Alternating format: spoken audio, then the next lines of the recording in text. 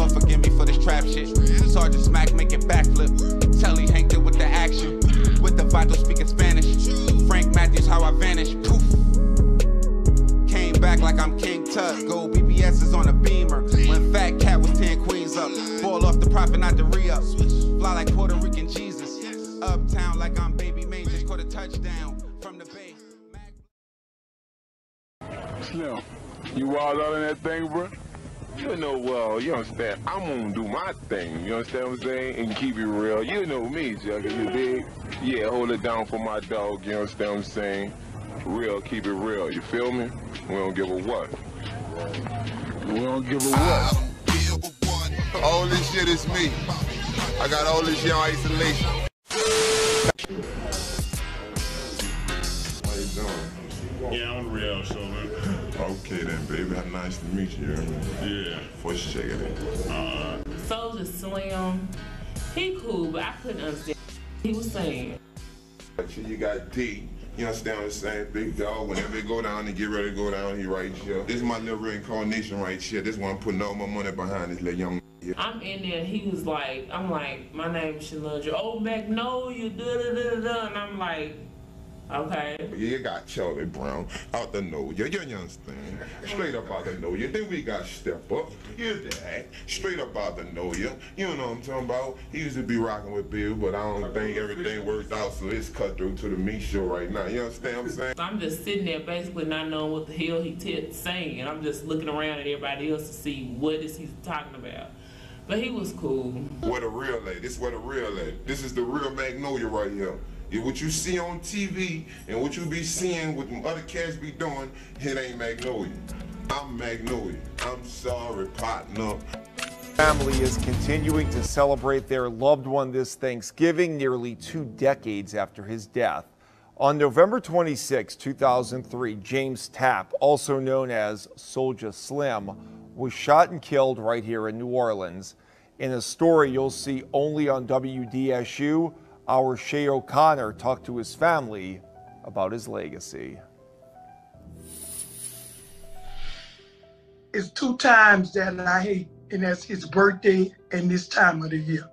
I do good all the rest of the days, but this is kind of hard to deal with. I'm screaming, hollering, let it go. I'm going through a thing, you might see me in the metro. 17 years later, and the mom and sister of James Tapp, also known as Soulja Slim, say it still feels like yesterday when they found out the well-known rapper had been shot and killed in Gentilly. Now for them, Thanksgiving has become a time to remember the legacy he leaves behind. It seems like every year it just gets better. More people learn about him, more people know about him.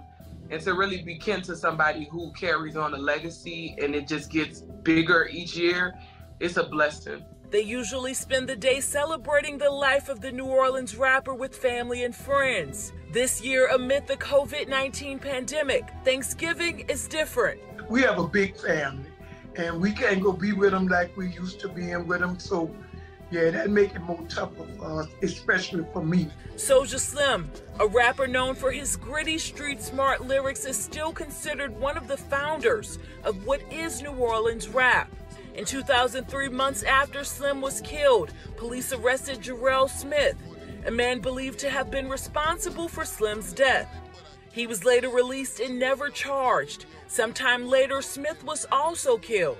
Linda Tapp Porter, Slim's mom, says while no one has been charged with her son's murder, she has found peace over the years. Even though I miss my son, I've been blessed. So I think justice has been done. It's just life and we gotta move on. In the meantime, the mother and daughter say knowing how much of an impact Slim has had on the city of New Orleans even after his death makes every Thanksgiving worth celebrating. That's the best part, seeing the fans and their memories online and them sharing how they really feel about him. And it's like I said, I mean, all these years later, like you said, 17, I mean, and they still love him. To this day, Soulja Slim's death is still a cold case. No one has been arrested, charged, or convicted. Yeah. What's up? Now, what you about to see is how I do it. You understand what I'm saying? Magnolia bounce, Soulja Slim to the bone. It don't stop. Who's the realest?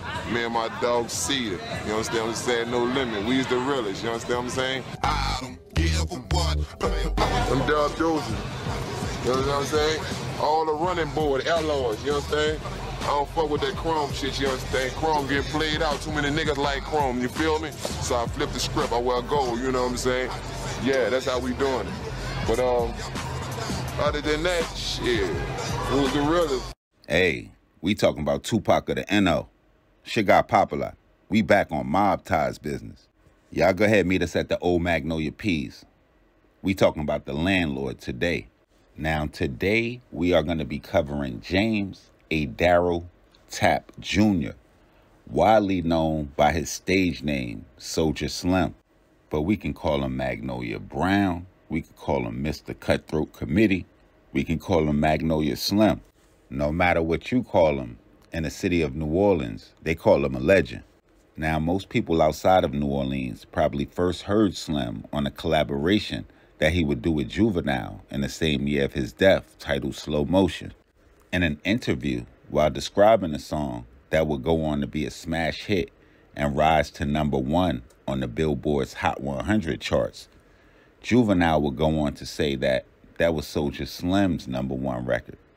I just happened to be on it, and it just happened to be on my album, saying that the record was pretty much brought to him by Soulja Slim's brother, already laid out.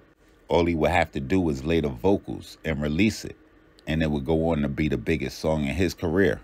Even though that was the first time that the masses would get a chance to hear Soulja Slim, he had already been making noise in the city, and you can kind of say that he comes from a musical background, as his stepfather, Philip Tuba Phil Frazier, would be credited as a member and a founder of the Rebirth Brass Band in 1983.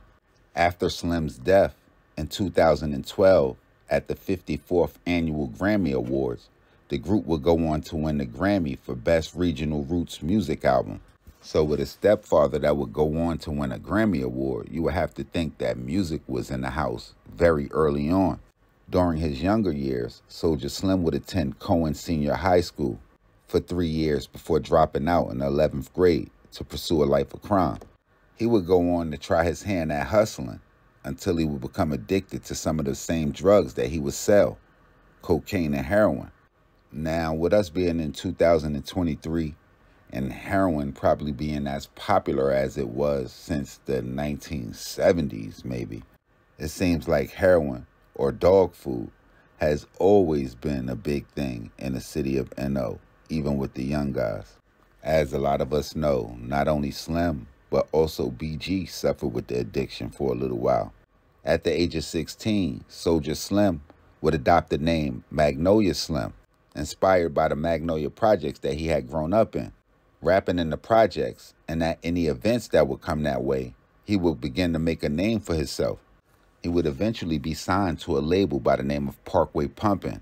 The label was also home to other artists like Mystical Mike, who would go on later to change his name to Mystical, Mac, Mr. Servon, as well as Fiend.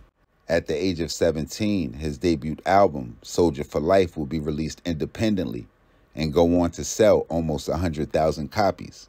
And with that release, a star will be born. He would follow that up the very next year with an EP titled Dark Side.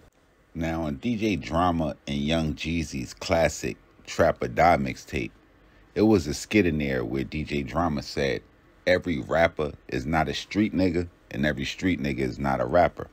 And it seems like with Soulja Slim, you got both, as the internet is rampant with rumors of him pretty much having Magnolia on lock and being involved with the Cutthroat Committee. You might have even come across a clip online of Master P telling a story about Soulja Slim plotting on a robbery of one of his producers. So if you think Slim was just on some rap shit, you're sadly mistaken. Even after his death, Soulja Slim would be accused of a murder that would occur in September of 2003, just a month before his death. When describing the murder of 30-year-old Robert Lee Page Jr., who 3rd District Police Department Captain James Scott would say was a rival to Soulja Slim, Robert Lee Page Jr. would be found shot to death and thrown in a lagoon, with his body being weighed down by cinder blocks. At the time, Captain James Scott would also say that the NOPD was looking into Soulja Slim as a possible suspect in other shootings as well. So, like the rumor going around, Soulja Slim was nothing to be played with. And that's probably exactly what his killers was thinking on November 26, 2003. Slim would be on the lawn of his mother and his stepfather's house when he would be approached by an assailant and shot 4 times, 3 times in the face and 1 time in the chest. Police would go on to arrest a notorious hitman that we covered on this channel by the name of Jarrell Smith for the murder. But just like a lot of the murders that Jarrell Smith would be accused of, the charges would eventually be dropped due to lack of witnesses. Some people also point to a guy by the name of Stephen Kennedy in Soulja Slim's murder. Stephen Kennedy would eventually be murdered in 2006 by another person that we covered, Jerome Man Hampton, and what some would call retaliation for Soulja Slim's murder. So almost 20 years later, there's mystery still surrounding his death, as police have never arrested any suspects. In my eyes, Soulja Slim was not in the national spotlight long enough for people to know how truly talented he was. But in the city of New Orleans, or in the game for that matter, it's going to be hard to argue that there's many more artists realer than Soulja Slim. Y'all make sure y'all hit that red subscribe button and that bell right under this video so you can be notified when this real trill spill shit is dropping.